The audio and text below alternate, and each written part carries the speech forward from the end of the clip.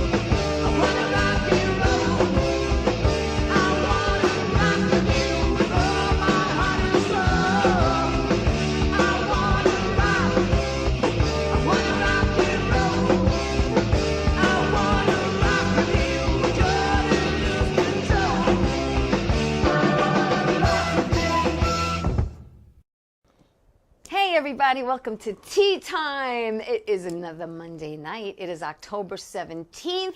I'm so happy everyone is joining me tonight. Like the show, share it. Tea Time is on Roku TV, Amazon Fire TV, Twitch TV, every Saturday at 11 a.m. on Channel 20 for those people who get Cablevision, who live on Long Island.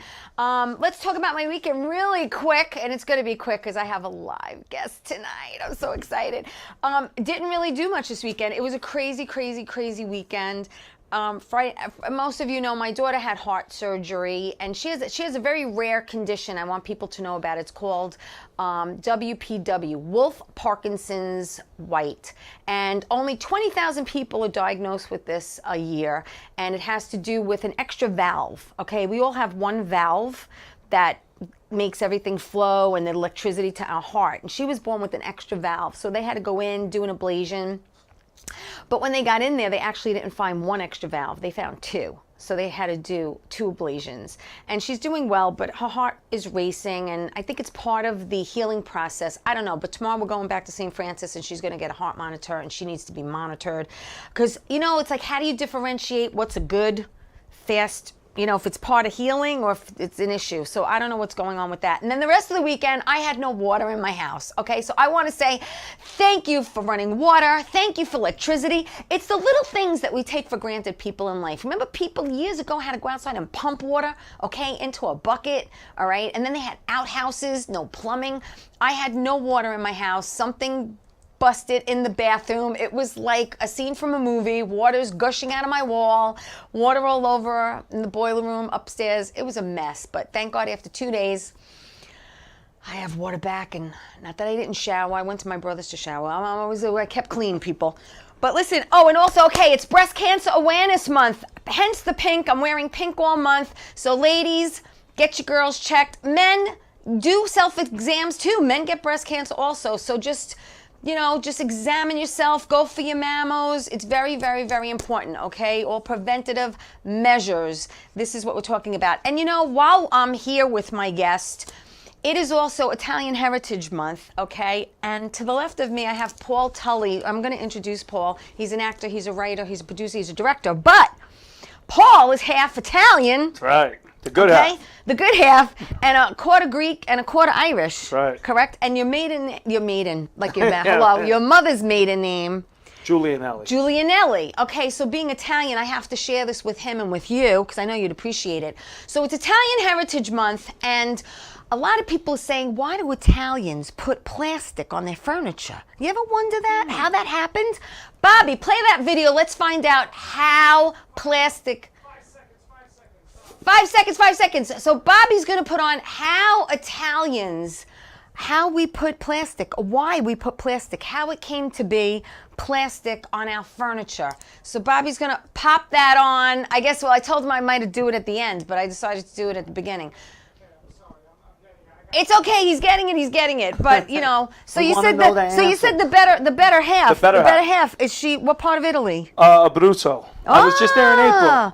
I spent 3 Were weeks and then got you- COVID, so I was there for another 10 days. I was there a month. In Italy. Yeah, I've never been. I want to Oh, go. you gotta come. I'm 100% Sicilian. Are you inviting me? I'm inviting you. I'm going next August. I will San Giorgio. definitely It's go. the saint of the Yeah, town yeah, that my yeah. family comes from, so they do a big festival. That's so it's awesome. unbelievable. I've never been. I want to go. My parents, both my parents are Sicilian. Messina and Catania. So I'm like dying to go. Bobby, let me know when you're ready. He's ready. Play that video and let's see how they came up with putting plastic on their furniture.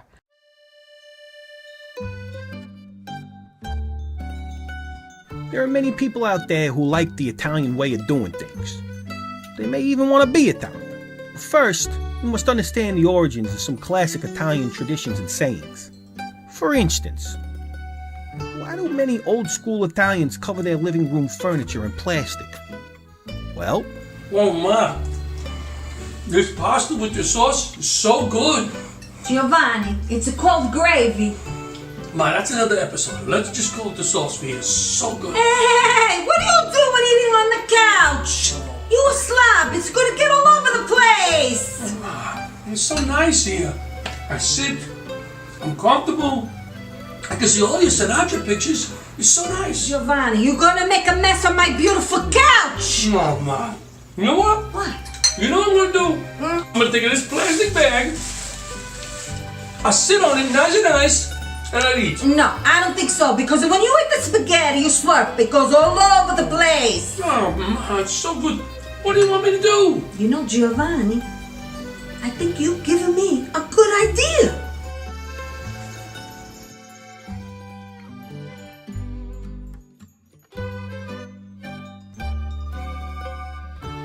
and that's why old-school Italians cover their furniture in plastic. Okay, until next time, get the frig out of here. Paul, did you know that's how it happened? No, you learn something new every day. It makes sense. Makes a lot of She sense. had a great idea. Great idea, genius. Listen, let me get to my guest. He's an actor, he's a writer, he's a producer, he's a director. Paul Tully, how are you, my friend? Great, thank you for having me on. I am so excited you're here. This man is from LA. I mean, originally from New York. So we're going to get into everyone getting to know you. But, you know, you live in LA now. We're going to talk about why you're here. But I'm glad to have you in studio. Super excited to be here. I've been to Long Island like one time. Really? And it was when I was a kid, so this was like a mini vacation from when I All was right, well, let's talk about you. Let everyone get to know you. You grew up originally in the city, right? Yeah, I grew up down in Greenwich Village. The Village? Uh-huh. Actually on 13th and Hudson to be exact. So kind of the meat packing district. Right, but right. At the time, it was just meat market. So. Okay, so tell me, where'd you go to school in the city? Yeah, so I went to PS 41 in Greenwich Village. Yeah. And then I went to school in Chelsea. I went to IS 70 and Humanities, which was Charles Evan Hughes. Now it's Humanities High School. And then I went back to California. So what kind of kid were you in school? Were you into sports? Were you into the acting? What were you into as a kid? So I have like different phases. As a little kid, I was a good kid. I was. I went actually. We all start out that way, don't we, Paul? Yeah, we all start out as good kids. That's right. I went to St. Bernard's. Actually, I forgot. I went to St. Bernard's before PS 41. Okay, so all right. And I was in Catholic school, and I enjoyed Catholicism and church. Yes. And I played a lot of sports as a kid. No, I didn't get into the arts. I did take some classes at HB Studios. It was at one of my dad's friends, from the village, told him about this program. So I took like kid acting classes, but I never took it serious. It was never. When you say kid, how old were you? I think at the time I might have been 11. I was in PS 41. Oh, wow. Okay, 11. so it's preteen years. Preteen. And I did it for like 1 year or one season, school year, and then that's it. I never touched the arts again. Okay. Until many years later. We'll get into that, but many years later. I didn't get involved in this till I was 30. Okay. So I lived a whole life before getting involved in theater and Right. and so let's now talk film. about your life before theater. Sure. You What did you do after school? What did you do? I mean, because you didn't stay a good kid. I didn't You stay a kind of good dabbled in a little illegal activity, which, you know, I have some family members that were, you know, followed the path too. Yeah, sure. I mean, we could talk about it because statute of limitations. No, you know, I was never no big time criminal. No. But I, you know, like most kids. Listen, I had a cousin who dealt drugs. In all Right. the clubs back in the day in the city. Right, You know, right. he was a dealer. And Yeah, sure. unfortunately, he became a user. Yeah, And then right. he had to decide on jail or day top. Right. And Very similar story. And thank God today, married kid, doing great. Right. Know what Same I'm story. saying? Same story. I got sober at 21. Okay. So passing, let's skip past. I mean, yeah, I was a knucklehead. I ran around. Right. Nothing big deal, no big shot. But, you know, messing around. Then I started partying and doing drugs. And my girlfriend got pregnant at Okay. 19. Oh. And, you know, about a year after the baby came, she had enough. You know, and she put me out. She said, Well, you were kids. we were kids. You were kids. And but that led me to a good thing. I got a little bit of trouble with the law. This was in California, by the way. I had went to this California. is all in L.A. Yeah, I went to LA. So none of this, how old were you when you moved to L.A.? 11th grade. So, Okay, so I you don't were know, young. 17. Again, you Yeah, I were was still young. Yeah, you're 16, 17. Yeah. So I really started getting in the most trouble in LA. Now, so your entire family moved to L.A.? No. So How did that happen? So originally, I'm born in LA. My mother's from LA. Okay. From a town called Downey. Okay. Which am I too loud on the mic? No. So originally, my mother. We're Italian. What's too loud? I'm like Hello. blowing the mic out. So just in a nutshell, my mother's from LA. My Okay. father had hitchhiked. He's hardcore New York. His whole family's here. Okay. So they're on Staten Island, the city. So he had hitchhiked to New York at 13. Him and his friend Bobby, who was just at my film premiere. Wow. He's like an uncle. They had hitchhiked. He was from Fulton Projects in Chelsea. Yeah. And, you know, old school Irish guys. My Yeah, father. yeah. So Yeah. they had hitchhiked to LA, and he met my mother out there. Okay. So I was born there, and then we came here when I was 2. Okay. And then my parents split up when I was about 5, so I went with my mother originally back to LA. Okay. And, you know, my father got sober in between that time. My mother was still a little wild. Mm-hmm. And I ended up coming back to New York with my father. My sister stayed in LA. So it was kind of like mom. You know, my sister stayed on the West Coast. Right. My father got me, so it was Yeah. like he was raising me here. Right. And I would spend summers in LA, so I'm very connected to both coasts. Sure. It's not like Yeah. So I have family there. So I Yeah. went back out there when I was like high school, 11th grade. Yeah. And my father stayed in New York. Okay. I went out to be with an aunt. That's where I started that's why I started getting in trouble. I was coming from New York and these LA guys. We of course, I bonded with like the wrong crowd. Right, And I right. didn't really fit in with like Yeah. the California. I kind of fit in with Right. the rougher Yeah, crowd. yeah. And I started getting in trouble. And anyways, past that, Yeah. I got sober and fixed up my life at 21. I've been sober since. So Yeah. it's been a Well, long congratulations. time. Thank you. That's a great, you know, feat within itself. Yeah. You also, listen, 9/11, we'll talk about Yeah. September 11th, Sure. you know, hit everyone hard to the core. Right. Especially people who were in New York at the time. Right. And I think everybody either knows someone or has a connection to someone who was lost. Sure. And I know that it affected you in a Yeah. very personal way. Tell me how that affected you. Yeah. So I had joined the military 4.5 months. You joined the Navy. The Navy. I was Thank gonna- you for your service. No, my dad my was in the pleasure. Navy. Really? Yeah. Yeah. My USS godfather was in the Conway. Navy. Conway. I was on Back the in the Stennis. day. Yeah.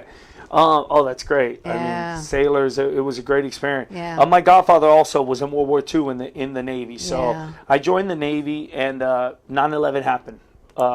I joined in February. So Right. September 11th Yeah. happened. My cousin, Nicole, who lives out here, she lives in Staten Island. She worked in the tower. So Mm-hmm. Wow. she did make the evacuation. So she Right. lived. Thank God. But it was a incredibly traumatic day for Absolutely. the world. Yes. For us, it was traumatic. I was off the coast of Mexico doing combat operation. Like we would do drills on the ship. So we'd leave for 2 weeks.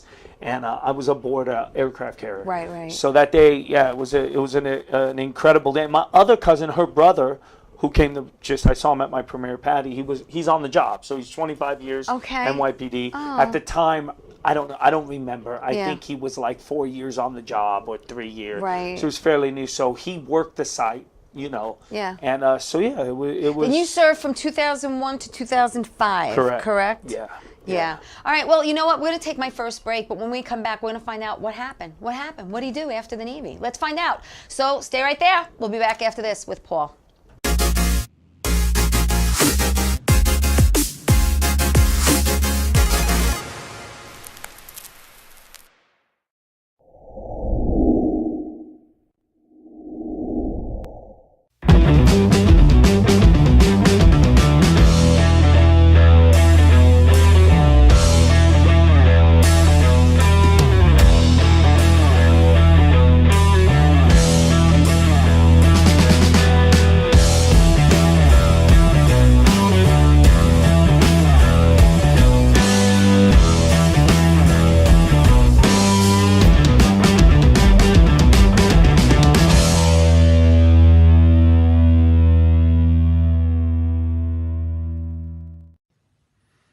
Well, hi there, Teresa. It's John York from General Hospital. I am just checking in because apparently you have a great talk show called Tea Time on Strong Island TV. I want you to have continued great success and have a lot of fun. It sounds like you're having a lot of fun, and that's pretty much the key to everything, isn't it? So continued success. I'm proud of you. Have a great day, Teresa. Bye.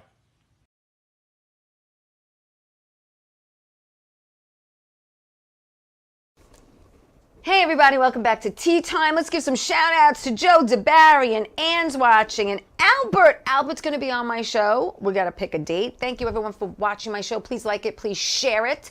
I'm with Paul Tully. He's an actor, writer, producer, director. We're going to find out how this all happened. But first, let's talk about what you did after the service. Sure. So after the service, I was going to try to get on the job. So I had took the test and come to New York and did the agility. I was in shape, man. And I did the agility. I did everything and did the psych eval, and I failed background, even though I had been honest about.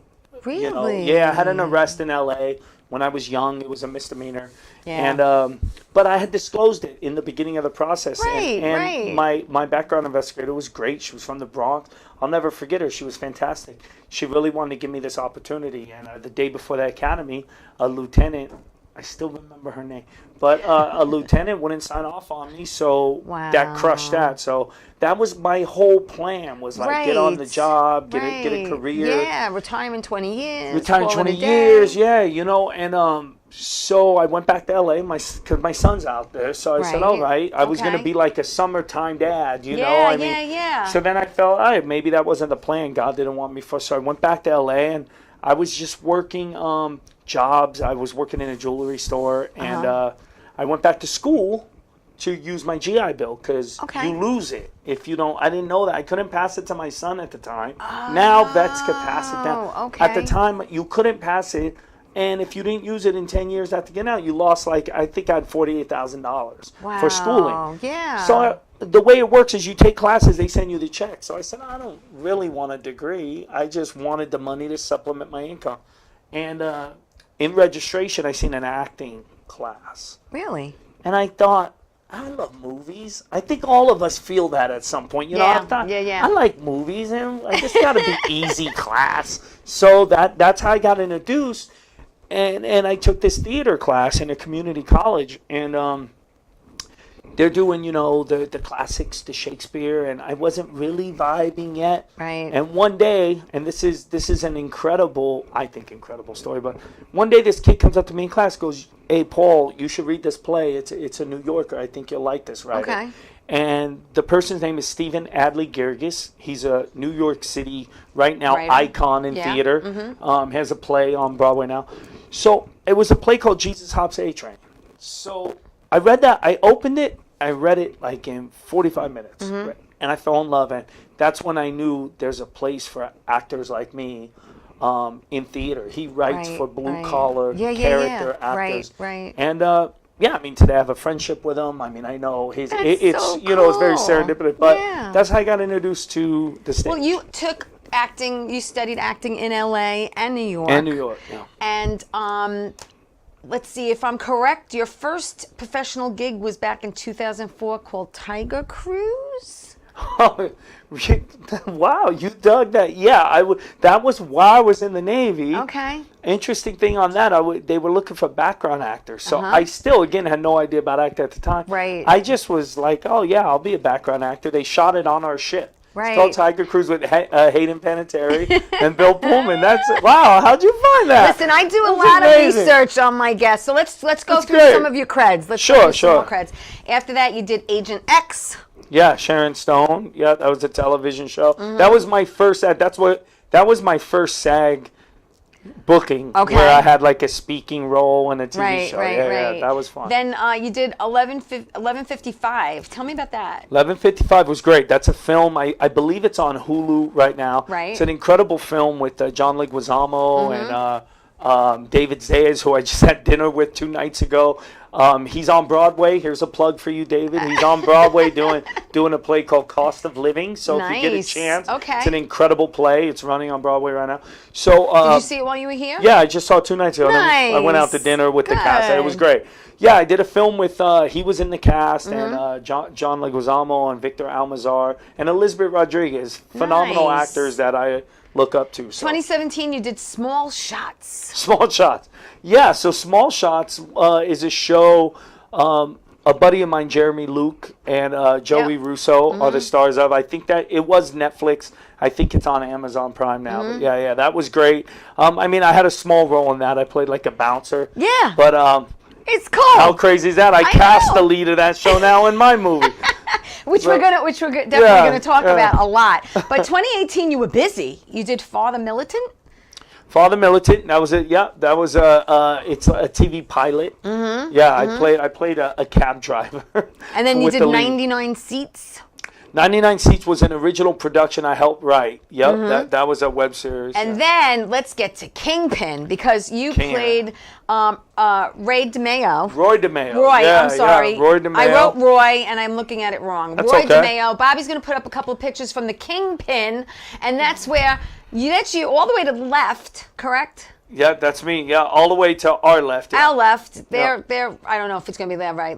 Anyway, and that's where our mutual friend you met, Ralph Bracco. That's right. And Ralph Bracco's in Bat Boy, and he's in Murdered by the Mob, and there you are again too. You a little heftier. Yeah, I'm almost back to that now. No, you're not. You're so not. But you kind of like. Okay, we're going to talk about that in a little bit. Thanks, Bobby. But you kind of like De Niro. You gain and you lose weight for certain parts. Oh man, that's I love De Niro. Anytime I can be put in the same conversation. What? You want me to gain weight? No that's problem. Right. Whatever you want. Yeah, that's easy. I've been up and down. Yeah, I think I've done 200-pound transformations. So wow, it's amazing. Lose 100, lose on. Yeah, be hard-headed. It's like learn a lesson, buddy. So yeah, no, I get it. I've struggled with my weight. We actually talked about this before the show. Yeah. I've struggled with my weight my entire life, and it's it's like the battle of the beast. You look incredible. You're doing a great job. I appreciate Very it. inspiring. Thank yeah, you. absolutely. I'm trying. 2019, you did The Close. The Close, yeah. Yes. This Close, yes. This Close, yeah. This Close. Yep. Tell me about it. That was good. That was a different role for me. I played like a nurse. It's a great show.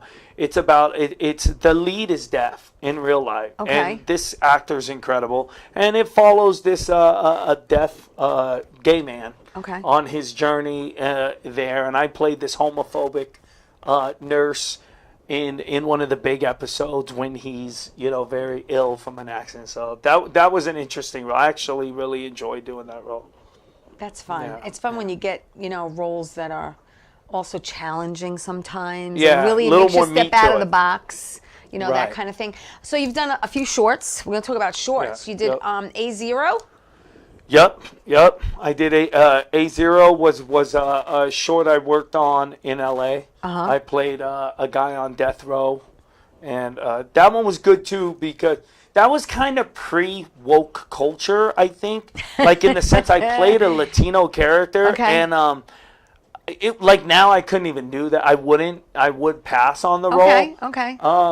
But I don't know. It wasn't a big deal then. I got cast, and I did it in Spanish, so I had to learn Spanish for it, which was great. That's also challenging. Yeah. Tell me about Crossroads. Crossroads, that's my baby. I wrote Crossroads, and I think that was the second. Yeah, it was the second film short that I wrote and directed. We shot that here in New York. Yeah. We shot it in my neighborhood, and we even shot one of the most. How long ago was that? That was 4 years ago, I believe. Really? So like 2018. And how long is it? 28 minutes. Okay. Yeah. Okay. That's a good film. I'm proud of that film. I think that film came out really well. I mean, we had a really What's it about? low Give a budget. little synopsis. Yeah, it's about a guy, Ron, who is in love, and we've all been there. yeah, and he's trying to change his life from being like a street hustler to settling down. His girl's pregnant, and there's just So a it's a whole little chain of events. autobiographical, just a little bit. I think everything I write is. Everything I write, every character Well, you they say see, write what you know. Write what you know. And the thing is, every character in any one of my projects, out of the 4 projects I've written, including what we'll get to is my feature. Replica. We're gonna Every talk about character's that. a part of me. It's the only way I know how to write. So Right.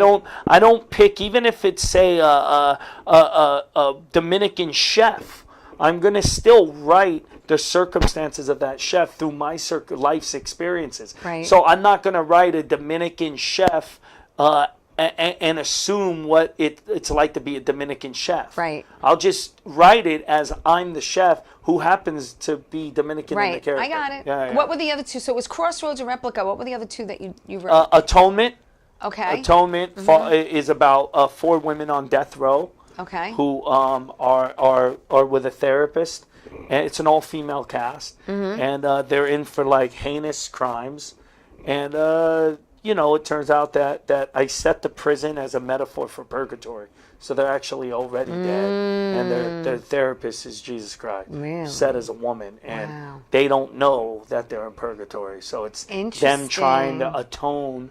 Or the therapist trying to get them to own what they've done, to atone, to ascend.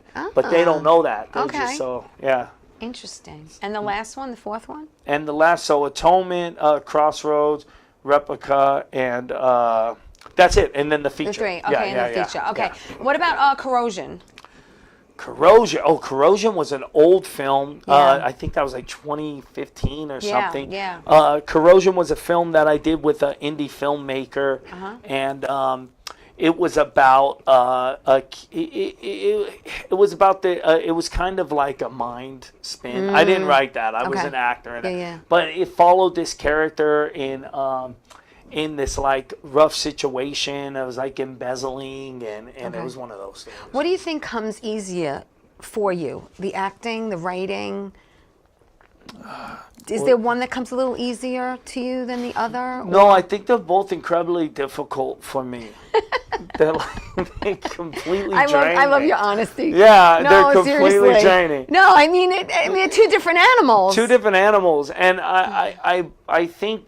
I think I indulge myself as much as I can. I'm an extremist, so I mean, I know we all say that cliche, like I'm an extreme actor. I don't see myself as great at anything. I just see myself as trying to get the job done, as truthful and as authentic as I possibly can. And I think if we do that, whether audiences like it or not, we're going to be exhausted, and it doesn't really truly matter. I mean, it matters. You want them to like it.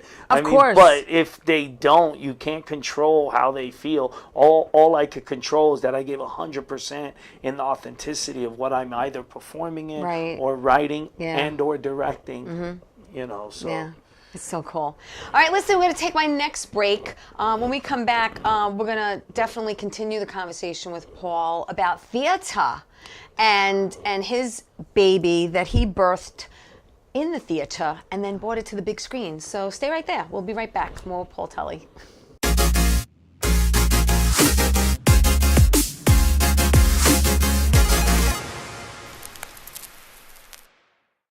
Wonder Woman was everything to little girls, especially that look like me. She stands for being a voice for people that need a voice. My organization renovates homes for people with disabilities. And when I come home, a self-care routine makes me feel my best. I'm very proud of the difference that we're making, and to see that impact in my community inspires me to work even harder for everyone around me. How you doing? It's Sal, the voice Valentinetti. Why are you watching me? You should be watching Teresa Canastraci Tea Time with Teresa Canastraci Farrell. And make sure you follow Teresa on Facebook, Tea Time with Teresa Canastraci Farrell. We'll see you there. I love the way you say my name. I love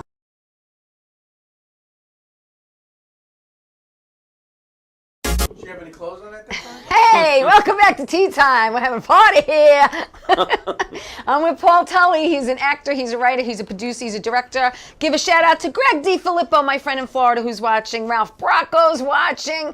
Thank you everyone for watching. Please like the show. Please share it. Hey, you know, Tea Time is nominated for the third year in a row for Best Podcast, Beth Page, Best of Long Island. You could go to my Facebook page and you can vote for my show. I'm really blessed and honored to even be nominated, really. It's just nice that people appreciate what I do, and I appreciate Paul Tully sitting to the left of me, here from LA, visiting New York, and we're going to talk about why. So theater, we're going to talk about theater. You did something in LA called Short Eyes. Short Eyes. Yeah, Short Eyes by Miguel Pinheiro. So Miguel Pinheiro's, wow, you really do your research. I love it.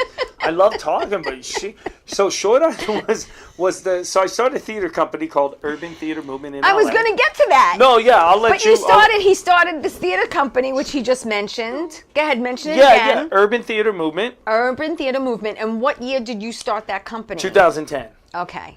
So Short Eyes was our third production. Okay. And it's an incredible thing because it for those of you watching that know Short Eyes or Miguel Pinheiro, yes, you know this is an iconic, the first Latino writer to get to Broadway. He's basically the godfather, especially for, I would say, Latino for all actors, but especially Puerto Rican. He was a New Yorican, right. icon. Yeah, you know. And they made a movie after him that Benjamin Bratt played, called Pinheiro, and it's his life story. So, anyways, I had applied for the rights to do this play because I had a director named Julian Acosta, who's a Puerto Rican actor from Miami, who's a member of the Labyrinth Theater here in New York, which is a very prestigious theater company. Yes, it is. So I had applied for the rights, and they kept it's a restricted play. You cannot get the rights for it. Really? Unless the state approves you. So I applied, just why not? And we had been denied for like 2 years straight. Okay. Then one day I get a call out of the blue, and they approved us. Really? And Samuel French is the publishing company, and they approved us. They said, hey, congratulations, you've had the rights for Short Eyes. So I called the director, and he said, pay for them right now. Yeah. If Don't this even is a hesitate. mistake, just pay for them. Yeah. Pay for the rights. And sure enough, we get into the rehearsal process, we get a cease and desist order. And apparently there was a mishap. Apparently there was a mistake. But at this point, our lawyers were like, we don't care whose fault it is. Yes. So through that, we were able to do the production without the support of anyone. Wow. We did it in LA, and it took off. Really? It was an incredible production. Benjamin Bratt came.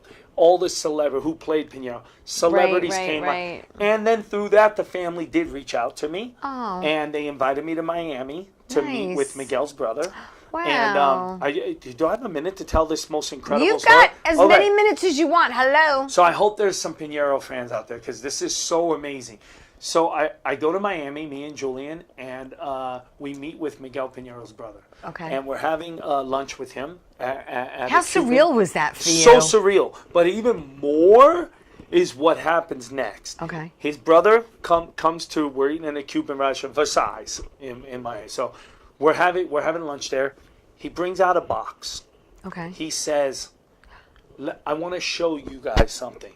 He gives us a letter.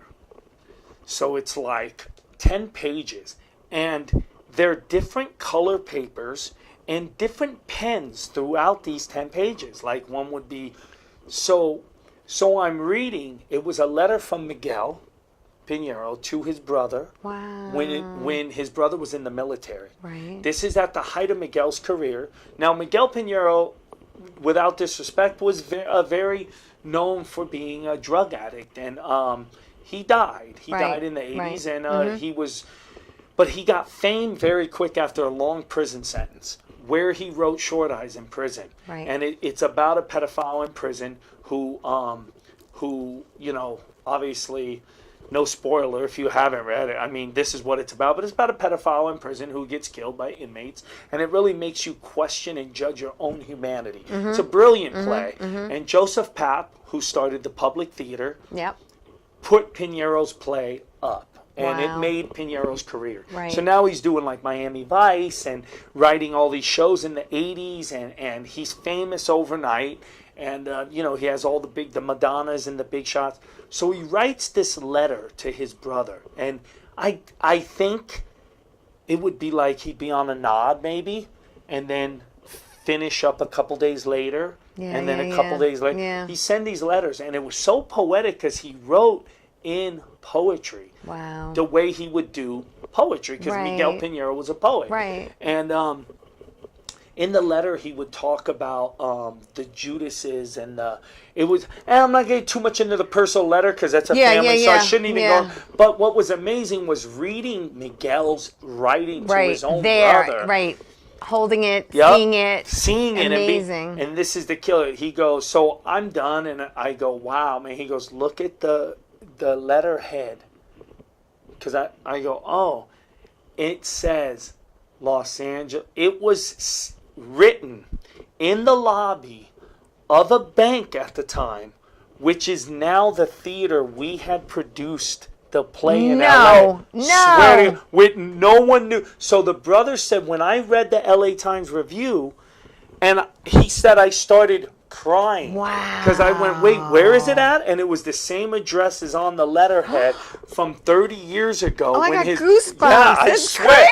No, we were like, and he was like, that's when I knew Mikey was with you. Wow. And that's when I approved you to continue the production. Yeah. So that's then we took it to amazing. Miami, and we did amazing in Miami, and the Miami Herald came out. So the play hasn't been done since. I mean, it's a restricted play. Yeah. So but you're the only to one the that Pinero family, that's amazing. Thank you. Wow. I got to meet his sisters, and I think we did justice. I think our director, Julian Acosta, did an amazing job. And what a story. Thank you for sharing that. That's amazing. It's really, there are no accidents in life. No. There are none. No, I mean, for me, I'm a person of faith, and that was a testament to me. That was a God shot, and it was incredible. So I'm always honored to talk about that play. Well, tell me about handball. Handball's great. Handball you did in New York. Handball we did in LA first, and it got brought to New York. Right. Handball's written by an incredible New York writer named Seth Zvi Rosenfeld. You may know his work. He's been a writer. He's from the Bronx. He wrote a film called Sunset Park that Ray Perlman did. That was kind of the launch of his career, I think, back in the 90s. He was also married to Rosie Perez. So he was really in that spotlight is what I'm saying. Recently, he's done some things. He wrote he was one of the writers on The Get Down on Netflix. Him and Stephen Adley Garrigus, who I mentioned earlier. So I hooked up with Seth at Short Eyes. He was in LA on business, and a mutual friend had brought Seth to see Short Eyes because, like I said, it's iconic, and it's never done. Wow. So everybody wanted to rush us. So that's when I met Seth, and we had a relationship. We formed a relationship, and he joined the theater company I had, and Handball was his play. So I had the opportunity to produce Handball. And I got to play the role of Barry Porkchop, who was based off a legendary, rest in peace, Ricky Powell from Greenwich Village. Ricky Powell is an iconic hip-hop photographer.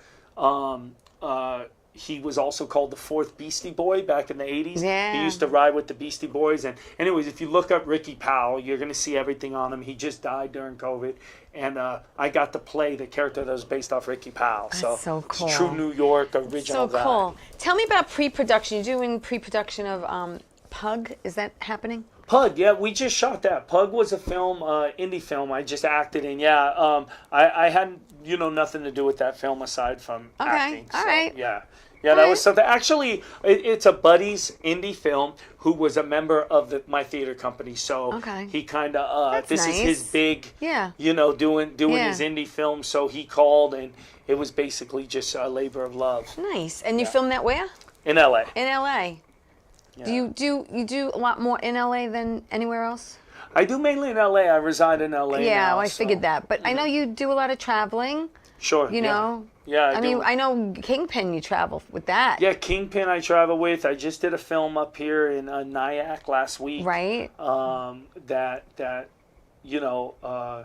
well, I don't know when that will come out. We just shot last week. Yeah, you just shot it. But that's a good film. And I'm working. I have a film. I'm start shooting when I get back to LA. Yes. Actually. So I'm really excited about that. Can't talk about it too much. At all, actually. But it's from what I heard, it's very exciting. Yeah.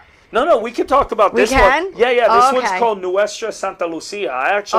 This is written by a close friend, and I'm directing it. So we're shooting a concept short, but they dumped a lot of money, and it's not like a little short. It's got a good budget. A meaty indie. So we're shooting in LA, and we're heading down to Mexico City to also shoot down there. Mexico, never been there either. Yeah, we're shooting outside of Mexico City in a place called Puebla. So yeah, it's an all Spanish script, all Latino cast. I turned down the script 5 times, but after Replica, they sought me out, which was great. And it had nothing to do with a Latino thing. It's more of the spiritual aspect of this film that they wanted. That's kind of my thing. I bring spirituality and dark, as you could see in Atonement, Replica, even Crossroads. They're usually dark scripts that bring a spiritual side. That's kind of what I try to do in my writing. Well, you know what? We're going to take my last break. When we come back, we are going to talk about his baby, Replica. We're going to talk about how it originated as a play and how it is a movie, a full-length movie that he directed. And we're going to talk about who starred in it and who worked with you and how it all happened. Yes. And how this was birthed. Yes. So stay right there. We'll be back after this. Don't go away.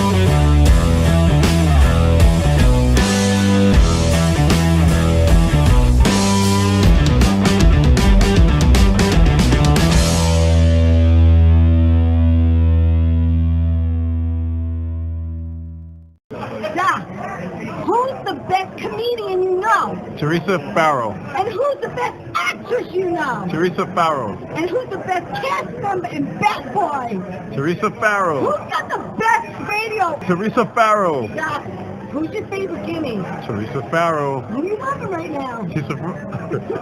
Teresa Farrow. All right, Doc, I love you too, baby. Love you as always. Thank you.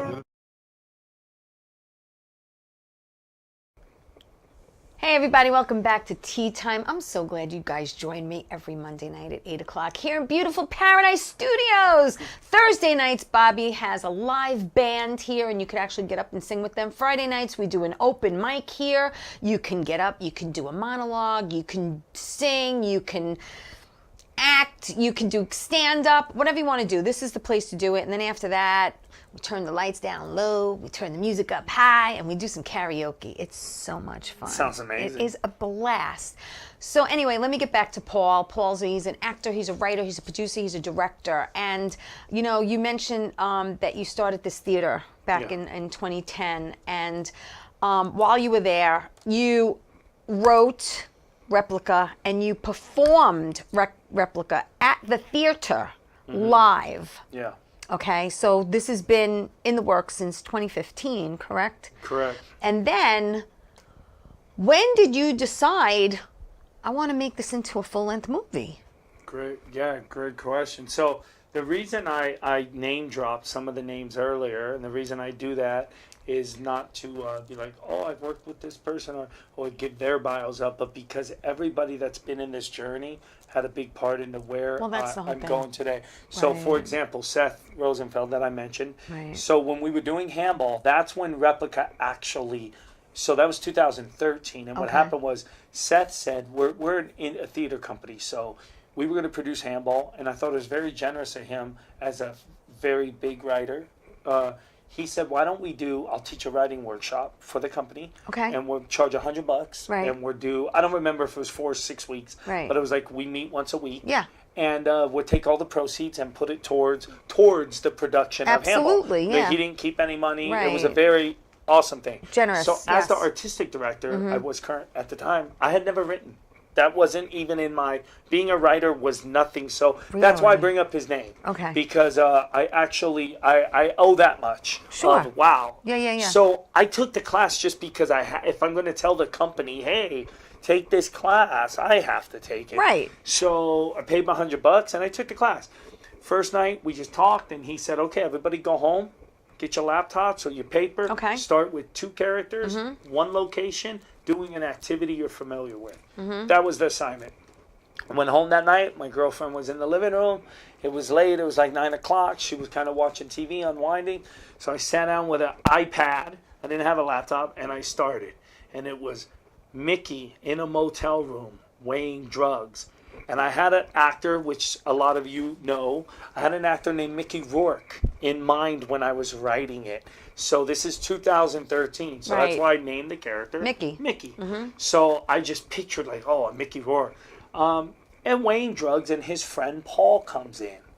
And it started from there. Right. And I took it to class, and the next day I introduced a new character.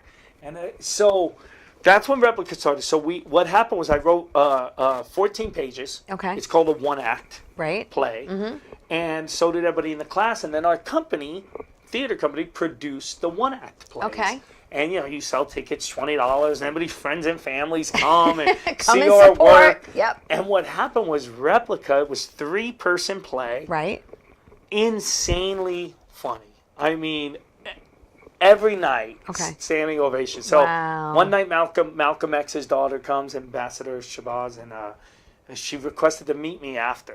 And I'm thinking, oh my goodness. Now this play is about a white supremacist and an African-American transgender woman who fall in love. Right. So there's a lot of N-words and a lot of it's a pretty gritty raw. play. It's raw. So when she wanted to meet me, I remember the woman playing the character at the time was not transgender because this is 2013. I didn't know any transgender artists at the time, so I did cast not a transgender woman, which today I would not do, but at the time. Right. So anyways, but that woman was so nervous, like, what? Ambassador Shaw, I can't meet Malcolm X's daughter. I'm doing this with a white supremacist. So we went out and met her after, and she said, Paul, I loved this play. Wow. And I wish more people would be authentic and truthful in the writing. Right. And that hit me. Like if Malcolm X's daughter is telling me, you got the stamp of approval. You don't. She's like, that's go it. That's all it. the way. Stop. That's your validation. That was that was it. So then, then I came to New York to train with Maggie Flanagan as an actor in her conservatory in Chelsea. And while I was here, that same actress kept calling me every night. You need to write the full play. You need to write the full play. So I said, oh, when I get back to LA, I'll do it. So I got back to LA. I took 14 days straight, no break, and I wrote I wrote the full-length play. Wow. And then that got produced, and it went crazy from there. How long did the play actually run at the theater? So the first time, like 12 weeks. Okay. And then we put it to bed. Then it got produced again for like 6 weeks. Yeah. Then I put it to bed for, I think, 2 years. And an actor named Jeremy Luke had seen the original production and was dying to play this character. and said, hey, he called me. As the white supremacist. As the lead, yeah. As the lead. He called me. I'm on my couch. I'll never forget. So this is important to where the film comes from, because he called me and he was like, yo, Paulie Wolf, you know, Jeremy Lou, yo, I'm fucking all that. Okay. Freaking. Yeah. I'm freaking going crazy. I want to play something. So I said, listen, I got no money. It's been produced twice. And Jeremy was like, look, we'll produce it together out of our own pocket. I'm like, all right, man, let's do it. Let's do it. Yeah. And I had just done small shots with him. Like, he had cast me in small shots. So that's why he calls it. I said, all right, let's do it. Right. So we did it. I directed it. He played the lead, started casting it. Yeah. And that production went crazy. Wow. That's where, like, everybody, a lot of it because of Jeremy Luke's connections. Right. A lot of celebrities came out. Like, the whole cast of This Is Us. Wow. Like, it was Go ahead, name drop. Go ahead. Yeah, go ahead. that one I'm proud. Go ahead. I'm going to brag the whole on that. cast of This Is Us. Yeah. Go ahead. Or most of them. But a lot of A-list Isn't that nice? celebrities That's came sweet. out. Very, and that very was sweet. standing ovation. Every night sold out. Nice. So I knew for sure at that point it was like, I mean, I knew we had something special, but that one solidified. Like, man, people really dig this play. Yeah. Like, before it was like, but now it was like, these are strangers coming. These are like, I this don't isn't know. family and friends Right, anymore. right. I was like, I don't even know these people showing up, because, then everyone's tweeting. And I was like, wow, people really like this play. Yeah. And so a manager came, and works at a big management company in LA, and he got a hold of me and wanted a meeting, and they signed me right there, literary. Never wrote any.